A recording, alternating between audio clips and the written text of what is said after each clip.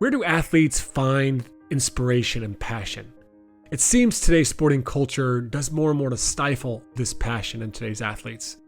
I think there's a lot of lack of breaks in the sports schedule. We've got crazy sports parents on the sideline, and we've got coaches who demand more and more of our athletes.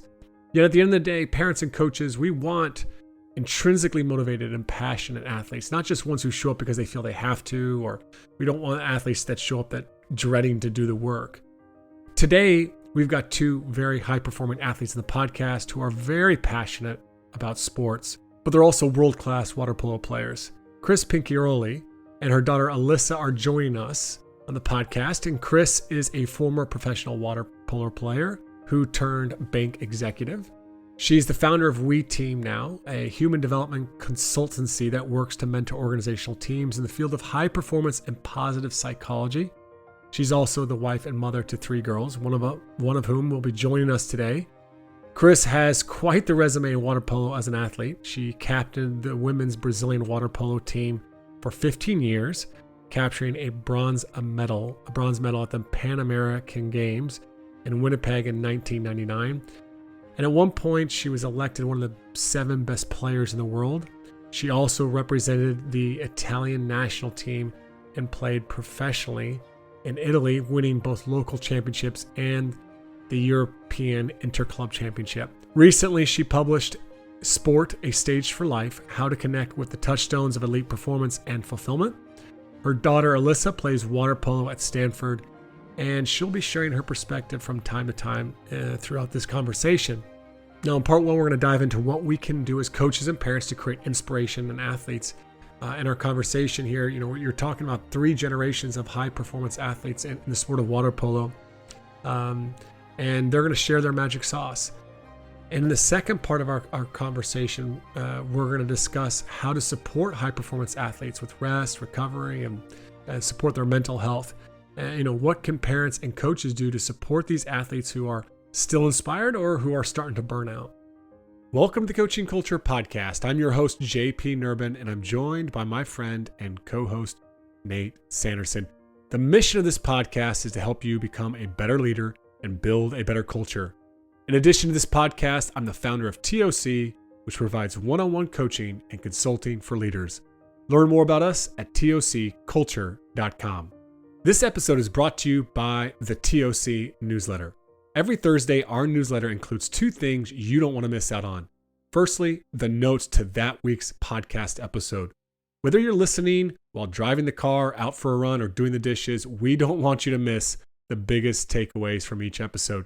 Secondly, each newsletter is a short article from myself or Nate on leadership and culture. These articles are designed to inspire, encourage, and provide practical insights into leadership and culture building. Our content is a perfect fit for anyone who wants to stay up to date with the latest trends and insights in culture building. You can subscribe to the newsletter at tocculture.com or by clicking on the link in the details of each episode. Well, Cris, it's great to have you with us here on the podcast and good to see your face again. It's been a couple of years since we shared a training together back in Portland, Oregon, and JP being there also. So it's awesome to have you back here. And just to get our listeners a little bit more aware of kind of your background. You grew up in a high performance athletic family in the sport of water polo. You've participated on multiple Olympic teams here. After your retirement, you kind of got into the professional world for a little bit. Now you've turned back to the sporting world here, and I'm just curious to get us started here. What is it that has brought you back and wanting to give back kind of to the athletic community? I was born in a high-performance setting. My father is an Olympic player. I heard whenever a person went to the Olympic Games, you're never talking the past, you're talking the present. So he went to Tokyo 1964 and Mexico 1968, and he used to play water polo. And by that time, water polo was only a men's sport. But nevertheless, he never left me out of the conversations. I am the oldest daughter. I have 2 younger brothers. And he always used sport to teach us about teamwork, about importance of fair play, of the culture. I think he exemplifies a lot in our daily routine through sport what he wants to create, the foundations for life. So this inspired me. Later on, I became a pioneer in women's water polo in Brazil, the captain of women's water polo team for 13 years. I played professionally for 4 years in Italy. After my water polo career, I was chosen after my third world championship among the 7 best in the world. And all these skills that I learned from sport, it helped me to become a better executive. I went to the financial market industry. I worked for a Brazilian bank for 23 years. I was transferred to the United States. Nowadays, I live in Miami to be head of human resources. This helped me to be a better mom. And then when I left the organizational world, I started to get in touch with my calling again, because I've always been passionate. What takes people into their high performance mode? How they can realize their best selves? But I started seeing a lot of burnout. And it was very strong on me when I saw one of my daughter's colleague in high school who committed suicide.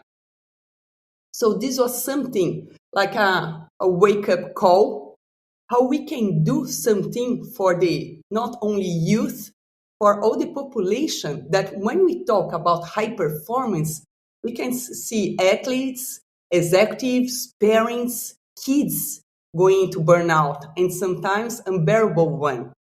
So that's when I met the science of happiness. And nowadays it takes me working with sports and organizations, how to foster, yes, high performance, but bringing wellness along the way. Cris, I appreciate so much about your story and journey. And we're going to jump into in a few minutes here just that very topic that you're so passionate about around balance and burnout and how to foster that with young athletes today. But before we do that, I want to kind of come back to something you mentioned there, is just that fact of you being a pioneer in women's sport, and specifically water polo. Can you tell us a little bit about just some of the challenges of being a female athlete at that time period, and what you kind of some of the things you did to kind of overcome some of those obstacles along the way? Because that's something we definitely don't highlight enough on this podcast, if I'm honest, is the challenges of being a female athlete. Yes. I've always been a swimmer. The ocean, the sea was a place that we were always there as a family during the weekends, a way to connect us. So, but I never was a high performance swimmer. I was a swimmer because I liked to do the water sport.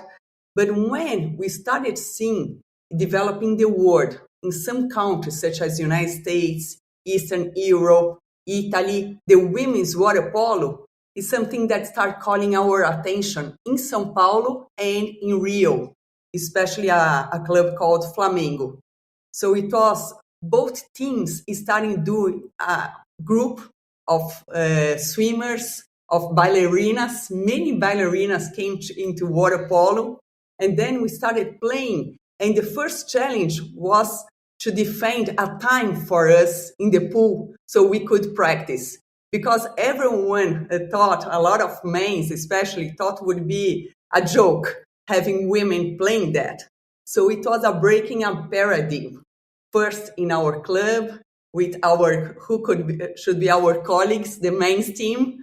But soon they started seeing that it was a different sport. It was still water polo, but completely different way, the skill sets with that.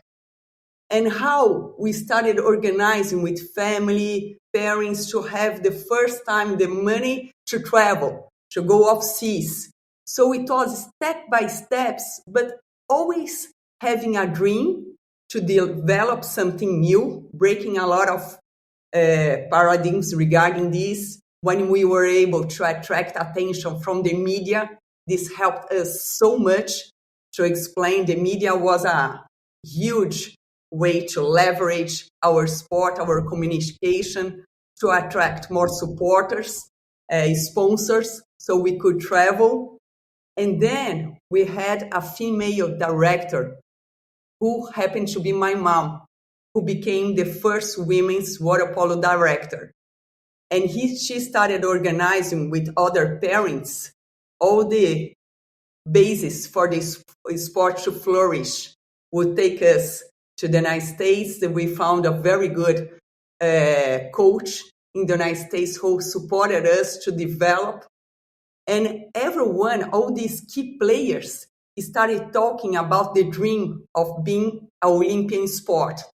Because men's water polo is the first team sport, together with soccer, to participate in the modern Olympic Games. It was 1900 in Paris. And the women's water polo just happened in 2000 in Sydney, 1 century after the men's. And the Eastern Europe saw women's water polo as we would take it out their attention. They wouldn't be so strong to be a macho sport. But then we had to do a lot of work with media all over the world. And finally, our dream came true when we entered the Olympic Games. We're really lucky. We've got your daughter, Alissa, here also on the podcast. And I want to turn to her and ask her a question here on her experience, because she's now playing water polo for Stanford. And so she's kind of grown up in her own, high performance environment as well with you as parents. Alissa, you obviously have a passion for water polo. You've pursued it at a high level here now. Where did that inspiration come from you? And what role did your mother play in that? I think water polo wasn't my main sport growing up until we moved to Miami. It was something I always had in the back of my mind, but my mom never imposed for me to do it.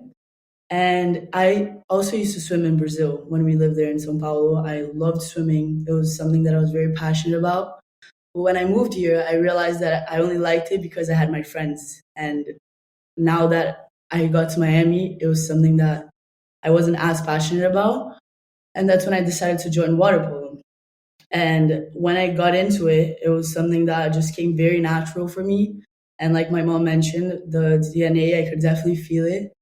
But it wasn't something that she pushed me to do. It was more of a natural side that I had to experience for myself. And I think that's super important, because it's not like it's something that she always loved. And I know she wanted that for me as well.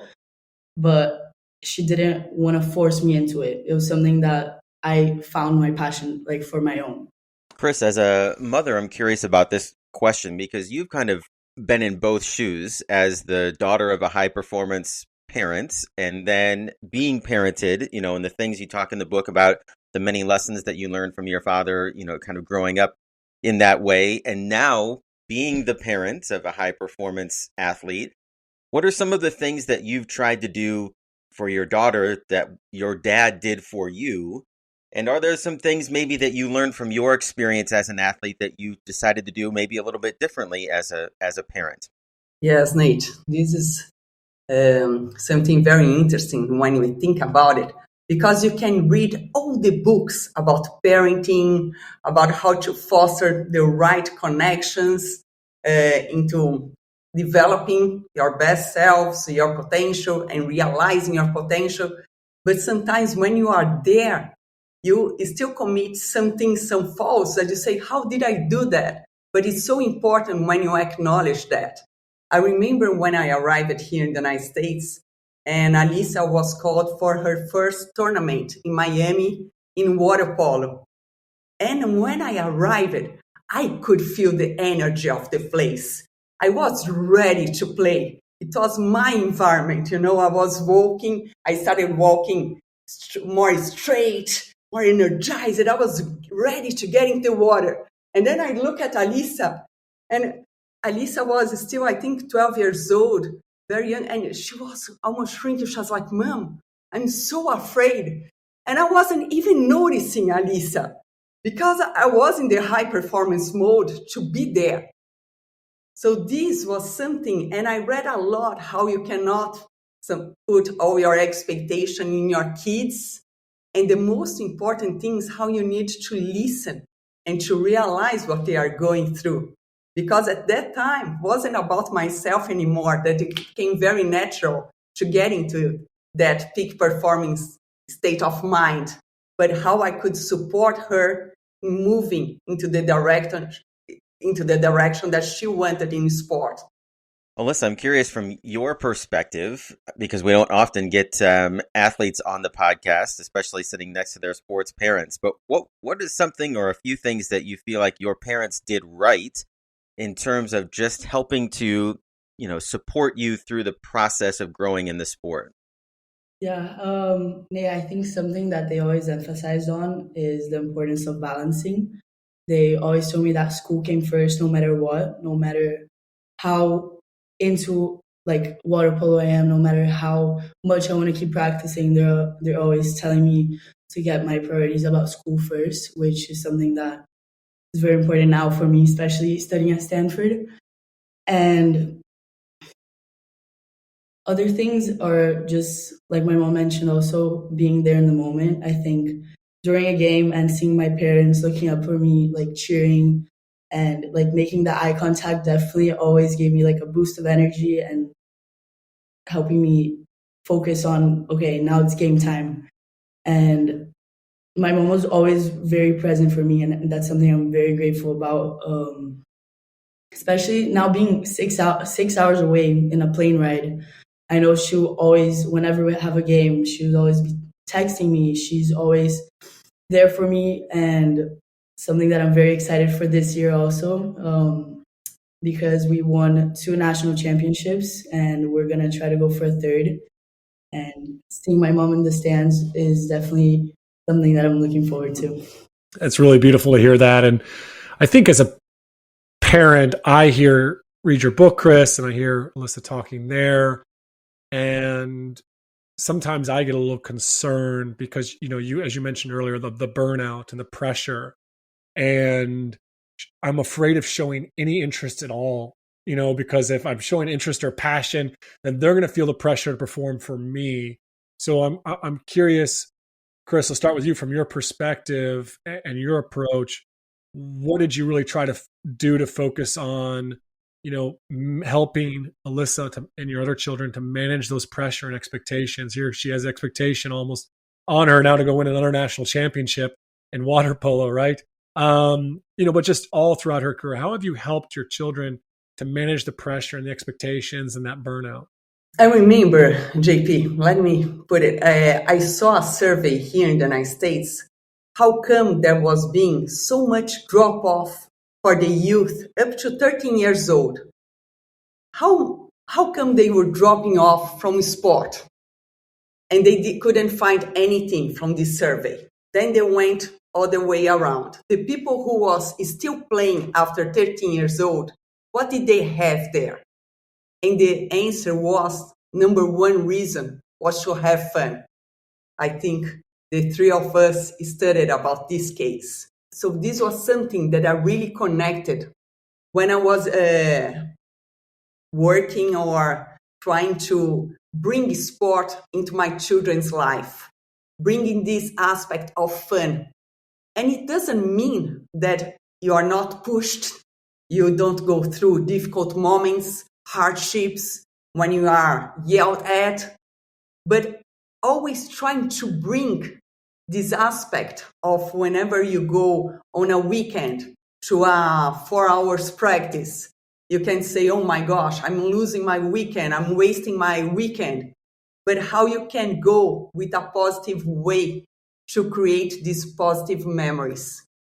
So this was key for me. The same way I had my positive memories with my parents, on the beach with my brothers, doing sport as a way to connect our family, I wanted to do here as well. And for me, it was very important because when we were in a traditional school in Brazil, they called me, the director, saying that Alissa was very hyper and she couldn't concentrate at school. And we took her to a doctor. He did all sort of tests. And he said, look, Alissa, she's fine, but there is this medicine that would be very positive to her. And over here, I respect sometimes medicines are necessary. But for her case, we asked why. If everything is okay, why are you suggesting? Oh, because she can concentrate better if she takes that. And we said, well, she swims, And they said, well, we go in trial and error to try to find the dose. And I remember our decision was not to give her anything because they said it was a matter of the brain being developed. When we moved to the United States, she entered in a smaller school and they ran an assessment with her. They saw that she learns much better when she moves. And actually, she arrived at home. She said, Mom, I finally understood why you make me write everything, because you learn writing, but I don't learn like this. I need to move. So she started having her schedule. Whenever every 45 minutes, she needs to stand up and move. And whenever I was in Brazil, I would be upset with her and I would tell her, you won't go to practice today. Because I knew she loved practice. If you don't study, you won't go to practice. But I was doing the worst thing. If she wouldn't move, she wouldn't concentrate. So these things, JP, was very important observing from our own experience in sport, studying the science of human being, human potential, but to see what your children, your colleague is going through and adjust the better way to motivate something that they want. Alissa, I really empathize with you. I was the same way. In my case, my parents weren't as informed enough and they did put me on medicine. And it was years later that I learned that exercise is the solution for my ADHD. And if I'm driving my wife crazy, she just tells me to go running. She's like, get out of here, go for a run or something like that. So it's really awesome what you did for her there, Cris. I'm curious, Alissa, your mom was talking about how sport was something that was fun for her and her family. When you look back at your experiences around sport and that includes your family, what are some of your fondest memories? What was the most fun you guys had as a family together?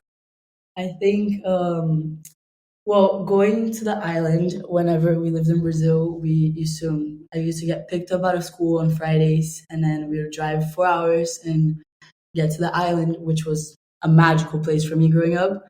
And there I used to do all sorts of activities with the ocean. That's where I learned how to wakeboard at like 10 years old, 9 years old. And I used to connect a lot with my dad because he spearfishes.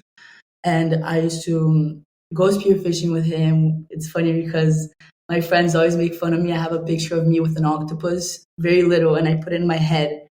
And they're like, the octopus girl. But we used to catch octopus together, octopi. But it was something that connected me with sports as well as nature. And that's something that I'm so grateful with. And I still feel like I have that connection. And bike rides always. So something that brought our family together as well. And moving here to the US, that's something I missed a lot in terms of going to my little getaway for the weekend.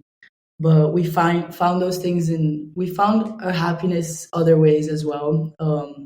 Living in Miami, we were fortunate enough to have the ocean also very nearby. And so it was something that we could enjoy for the weekend. And bike was always a big part of our life as well. So going on Sunday bike rides to the market, and it was always emphasizing the sports in some way or another. Cris, you mentioned kind of in the opener here how in your work with high-performing athletes and high-performing cultures, you notice that there's some pushback or some resistance to the conversation about balance and about really paying attention to, the human needs of the athlete that is playing the sport. And I wonder, what's your prescription for that? For coaches and parents that are facing all these pressures to continually practice and continually invest and to continually train, how do they sort of monitor, the health and wellness mentally, emotionally, physically of their athlete or their daughter or their son, and be able to make decisions that are still best for them without necessarily compromising, that performance aspect? Nate, this is a great topic. And I still see we have a lot of room to work on that. Because what I've seen many times, coaches want to have parents away. When I was doing a research for my book, I asked many coaches, so how parents can help. They say being away, being far away. And I remember Alyssa's coach, I asked him to do a work together, said, Cris, we don't talk with parents. It's a policy here. And something I was so angry. I understood his perspective. I was like, I work with that. Let me help. As I had, for instance, in Brazil, my mom being part of directors of women's water polo. My father was the toughest coach that I ever had for myself. So this is something that I see, Nate, a great opportunity for us to sit on a table and to share roles and responsibilities, to do a type of mutual agreement. What coaches' roles are, which are very different from parents, what they need. Parents not to interfere in the coach, not interfere why your daughter is not getting more playing time or being out of when she's yelled at, but how they can support in the emotional aspect, in getting stronger physically, in emphasizing the sleep, the eating, or the rituals that they can re-energize, how they can have an active role on that, and how the athlete can contribute as well. So one of the best workshops that I make that I love is when we bring parents, coaches, and athletes working together to organize this mutual agreement. It's an opportunity to share these responsibilities because as a mom, I saw sometimes the parents can be very strong. The pressure they put in their kids when they are playing, especially when they know the game, they want to get in there and almost play with them. I went through that as well. So it's how we create this environment on this, because we are not paying enough attention, Nate and JP, to the indicators that are showing the mental illness. It's growing not just in number, anxiety, suicide ratios, depression, it's decreasing in age. We need to do something different. All of us, we're having a calling on this. And in sport, it's very important, this mindset, pushing to the limit, getting more. I want champions. If you're not ready, go to the bench. I have 20 others to bring up. This is something that's very cruel and what can do to athletes and in life in general. One of the things there you kind of mentioned was, this energy and this burnout and the parents, the coaches, they're kind of working together. In your book, you talk about the 4 types of energy and different ways to recover those 4 types of energy. And I thought that was really, really great because I know a lot of coaches that I work with, the athletes are like, hey, we need a break. And that's great. But then the athletes take a break. Is it a break just from the sport, or is it actually like they need sleep, or they eat right because then they give them a break and they're not doing those things? So I was curious if you could share, the 4 types of energy and what coaches and parents could partner on, because I think there has to be a partnership, especially when the athlete is not at, on the court or on the field or in the pool, and they're at home. Like, you obviously want the parent to be working with the coach on that. So certainly. And I think it's very important here, JP, when you talk, there are some universal truths, some cultural truths, and some personal ones. So when we study the science of happiness, there are a lot of things that we can learn from research, but then there is the research, how you can try it and raise the level of acknowledge on ourselves, on an athlete. So when we talk about recovery energy, there are those things that you can do right away to recover your energy. For instance, Alissa was sharing that one of her colleagues from Stanford, has a great voice. And when she sings, it's something that she feels relaxed. She feels passionate about. It's like it's a small time during the day, even if you do 15 minutes, she can feel her energy level taking care, raising again. And she was saying, there is no way, I don't have time for singing. I have the water polo practice, I have to study, I have all these things. And sometimes when you want to bring more wellness and take care of our energy level, you cannot wait for the next vacation, even for the next weekend. Sometimes you don't have it, and you don't need to stop practicing. How you can fill your days with, let's say, 15 minutes of an activity in the nature or something you're passionate about, like singing, like getting an instrument, playing a song, that those small things help out. These are like your islands of sanity that you can take during the day. Those breaks that you need, like a time out that can help you recharge. So these are things that you can do in the immediate surrounds right away. The second thing is there are some midway short terms that you can recover your energy as well. Is the importance of sleep. Sometimes we take it for granted, this, but it's very important. All the science shows the importance of sleeping. And especially in the university environment, high performance athletes, they use a lot their nights away studying.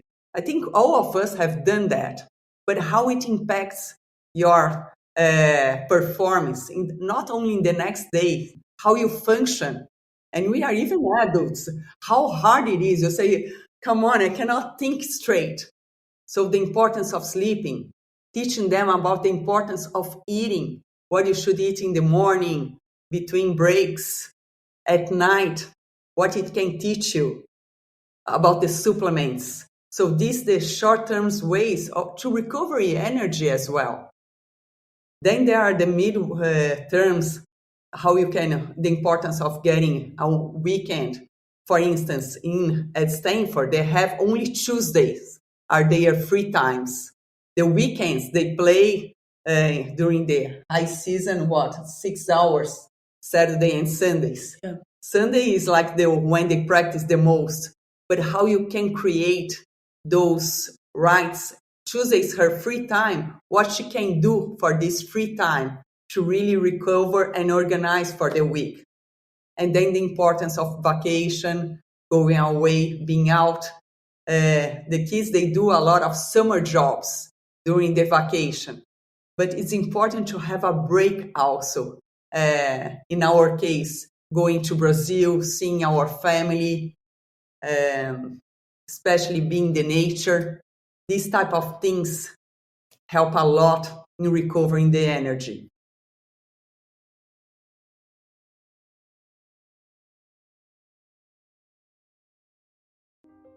All right, that's it for today's episode. One of my biggest takeaways from our conversation is that we just got to go out there and create some positive experiences as a family with our kids in sports. So get out there, have some fun, enjoy your time doing a variety of activities. Next week, we're going to be back to discuss how to support high-performance athletes with rest, recovery, and mental health, what parents and coaches can do to support these athletes who are either still inspired or who they're starting to burn out. In the meantime, check out Chris's book, Sport: A Stage for Life. It's the most comprehensive book I've read for sports parents. This episode is brought to you by the Culture System online training platform. It's the ultimate resource for coaches who want to become more transformational and build winning team cultures. Whether you're just starting out or looking to take your coaching to the next level, our one-of-a-kind online training platform is designed to help you learn the Culture System framework at your own pace. Through this course, I'll share with you the proven methods, tools, and strategies used by some of the best teams and organizations in the world. You'll get access to customizable digital tools and a group chat to engage with experienced coaches and apply the 4-part framework throughout your season. With the Culture System online training, you'll be inspired and transformed through the stories and lessons of real leaders who've successfully applied these methods and tools within their organizations. You'll gain a deeper commitment to transformational coaching and be equipped with the tools and strategies you need to build a great team culture. To get access to this course today, simply go to tocculture.com and click on the online course tab, or click on the link provided in the details of this episode. Don't miss this opportunity to become a more transformational coach and take your team to the next level with the Culture System online training platform. All right, that's it for today's episode of the Coaching Culture Podcast. Don't forget to subscribe wherever you listen to podcasts. Also, we're grateful for people who take 15 to 30 seconds just to leave us a review. And I know your friends appreciate it when you send them an episode that they find valuable. So don't hesitate to share today's episode.